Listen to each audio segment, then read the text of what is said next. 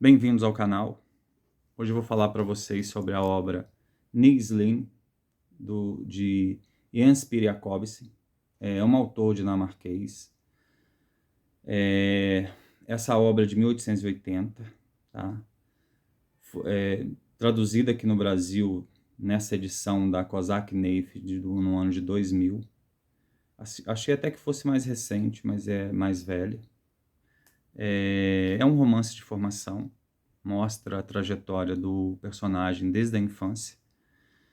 A gente vê o personagem crescer, os amigos que ele tem, as crenças que ele possui, os desejos, os sonhos. Isso vai se concretizando, alguns não, outros. Algumas coisas vão acontecendo, tá? Tem uma parte meio exasperante aqui no início, assim que ele se torna um jovem, porque tem um namoro do século XIX, um namoro assim muito indefinido, sabe? Indefinido no sentido material e físico. Ele cria uma expectativa por uma mulher, se apaixona por essa mulher, e ela fica ali gostando desse cortejo, desfrutando desse cortejo, mas nunca sai disso, sabe? São visitas, são discussões, são falas um pouco eruditas, um pouco pedantes também, sabe? Discussões profundas sobre aspectos assim ontológicos do amor, sabe? O que seria o amor, o que não seria. E assim, é bem distante para a gente aqui do século XXI essa realidade. É uma oportunidade para a gente ver isso, assistir isso, compreender um pouco disso, mas é um pouco irritante. A verdade é que é um pouco irritante, sabe? Há uma idealização muito grande da mulher, principalmente nessa primeira parte, né? E algumas figuras do século XIX tinham muito disso. Em alguns casos fica muito claro, né? Que é uma visão assim meio idealista da mulher, onde vários aspectos físicos, orgânicos, eles são ignorados, esquecidos, e é como se eles não existissem, sabe? É, é, Saliva, lágrima, suor, sangue, enfim, todos os fluidos do corpo, eles não entram nessa equação do amor aqui, pelo menos num primeiro momento da obra, e para muitos autores do século XIX. Tem sim, inclusive, a ver com uma questão da maneira que o século XIX via o sexo, a questão vitoriana do sexo, né? No século XIX, uma dificuldade de compreender o sexo, de lidar com o sexo, isso, inclusive, na literatura. Então, assim, isso irrita um pouco a gente, me irritou, quero dizer para vocês, nesse sentido, de assistir essa indefinição de uma mulher que não deixa o cara embora e um cara que fica insistindo ali, mas nunca dá nenhum passo concreto para efetivar esse amor. Então, assim, isso para a gente que é do século XXI é algo um pouco denso, mas um pouquinho chato, tá? Mas, enfim, a obra, o autor, ele transfere para o personagem, para todos os personagens, uma discussão sobre a existência de Deus. Há um ateísmo aqui, assim, do autor e de parcelas do século XIX, mas aqui é um ateísmo que não é militante, não é um ateísmo arrogante, hostil, assertivo, desafiante, sabe, orgulhoso de ser ateu, não. É um ateísmo desamparado. Há um sentimento de ser órfão, e esse sentimento causa um desespero, uma agonia, um medo muito grande nas pessoas ao se sentir descrente. Então é um outro tipo de ateísmo aqui, tá? Existem ateus, e existem vários tipos de ateus e vários tipos de ateísmo. Não estou aqui generalizando, mas eu já encontrei figuras ao longo da vida em diferentes momentos, quero apontar exatamente quais, mas assim, um ateísmo meio juvenil, meio imaturo, meio adolescente, em que a pessoa acha que está descobrindo uma grande novidade ao se afirmar e se proclamar ateu, sabe? Como se fosse assim a pessoa mais brilhante do mundo. Uma coisa meio boba, sabe? Meio imatura, meio ingênua, meio bobinha, sabe? Mas os caras se sentem assim muito orgulhosos de se afirmar ateus, em pleno século XXI, no Ocidente, como se isso fosse uma grande novidade, sabe? Como se isso fosse um atestado de brilhantismo intelectual, de uma figura descolada, brilhante, e que não passa de uma coisa meio boba e cafona em alguns aspectos. Estou dizendo que são todos, mas em alguns casos. Aqui não, aqui a gente tem um outro tipo de ateísmo, um ateísmo desamparado, num sentido em que, ao constatar a morte de Deus, essas pessoas ficam desesperadas. A morte de Deus, veja bem, não estou afirmando que Deus morreu, não é isso. Inclusive não é uma afirmação minha, isso vem do século XIX. Mas a morte de Deus no sentido da descrença. A morte de Deus tem esse sentido da descrença, do cara deixou de acreditar. E aqui é um sofrimento profundo com isso. Um sofrimento, uma dúvida, uma agonia, um desespero, e que no fundo eles queriam colocar alguma coisa no lugar e não conseguem. No fundo, parece que eles se tornaram ateus meio que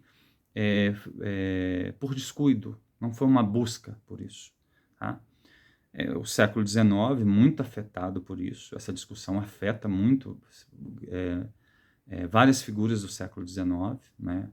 A questão de Darwin, a questão das descobertas biológicas, das descobertas arqueológicas, que causaram um impacto muito grande no século XIX, impacto muito grande nas pessoas que refletiam sobre isso, e isso vai se espalhar por vários setores da sociedade, né?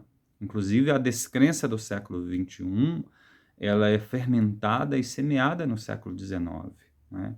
Essa apatia com relação ao religioso, ela vem do século XIX. Bem, enfim.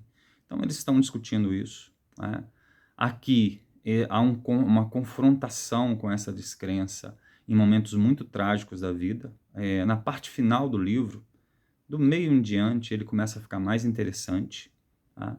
E aí o personagem vai começar a lidar com essas questões que o autor tem, e várias pessoas do século XIX, que é enfrentar as tragédias da vida no mais extremo desamparo, vivendo a descrença, tá? A perda de entes queridos, a perda de uma criancinha de berço, tá? A perda de um filho, tá? E tudo isso confronta aqui os personagens de maneira muito direta, e há um sofrimento, uma angústia, uma agonia muito grande, porque não tem a quem recorrer, né? Eles não têm a quem recorrer. Então, assim, eu vejo esse ateísmo aqui, essa postura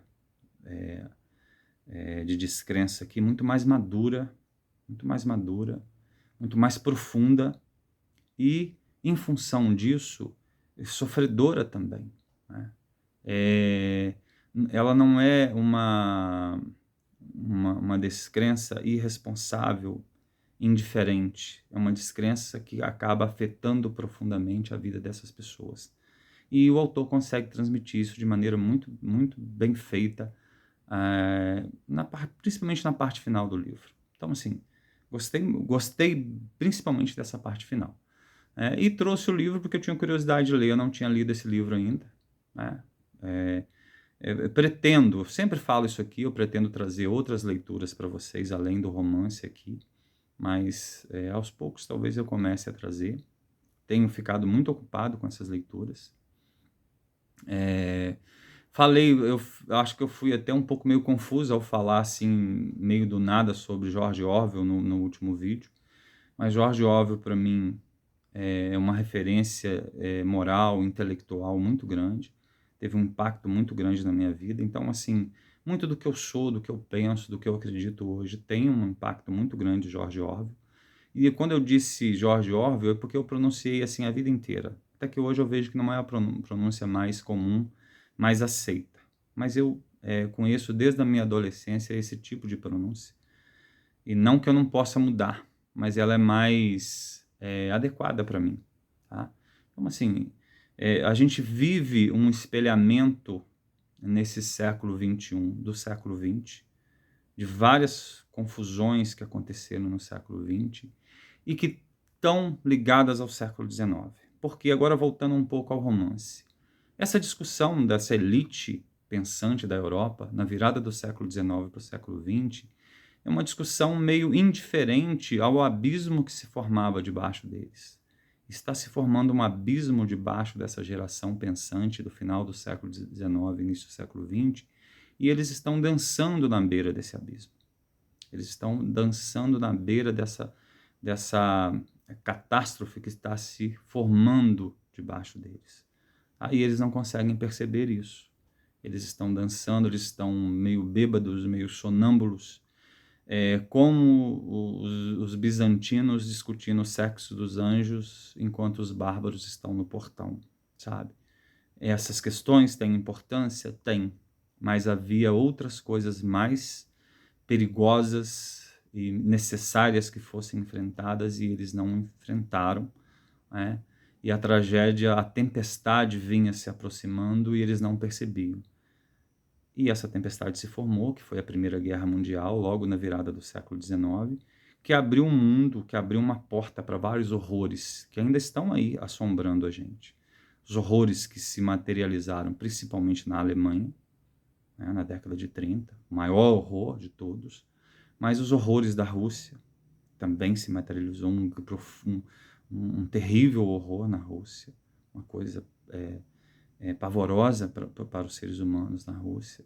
Não é? Tudo isso se formou no século XIX, tudo isso estava sendo gestado no século XIX, se encaminhando para a Primeira Guerra Mundial e ninguém percebia. Eles discutiam várias coisas, mas não conseguiam perceber a tempestade devastadora que se aproximava e queria destruir o mundo deles para sempre. Espero que a gente não esteja vivendo isso, né? Espero que isso não esteja acontecendo no momento, embora a gente tenha vários espelhamentos, como eu disse para vocês, do que aconteceu no século XX vindo por aí. Bem, é por isso que às vezes eu estou falando aqui e parece que é uma conversa informal e eu não tenho a resposta do interlocutor e eu acabo misturando muitas coisas. Então, assim, às vezes fica um pouco, sei lá, às vezes eu acho que fica um pouco meio confuso eu falar para vocês, porque eu estou pensando em outras coisas e não é exatamente uma conversa, né? Porque eu não tenho essa resposta no momento. Bem, outra coisa que eu quero falar para vocês é o seguinte: eu assisti a um filme chamado Ficção Americana, um filme que foi premiado como o melhor roteiro adaptado, o Oscar de melhor roteiro adaptado. E eu, assim, para nós leitores, é um filme maravilhoso de assistir. Um filme de um escritor falando sobre livros, sobre tendências, sobre a maneira como alguns livros são elevados à condição de adorados pela plateia, mas na verdade não são tão bons assim.